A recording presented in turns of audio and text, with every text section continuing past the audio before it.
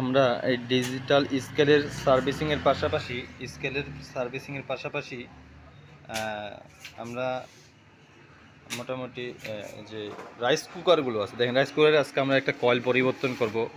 এই ধরনের কয়েল লাগাবো, এই ধরনের আজকের কয়েলের যে সেটিংটা আমরা দেখাবো আপনাদেরকে।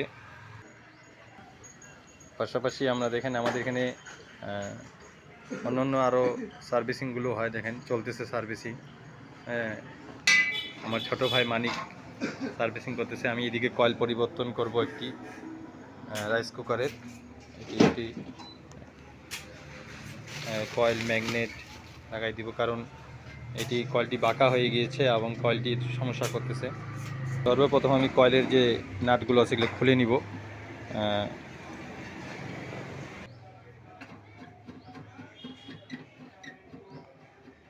অনেক দ্রুততার সাথে আমরা কাজ করে দিই, যে কোনো সমস্যা অল্প সময়ের মধ্যেই সার্ভিসিং করে দিব।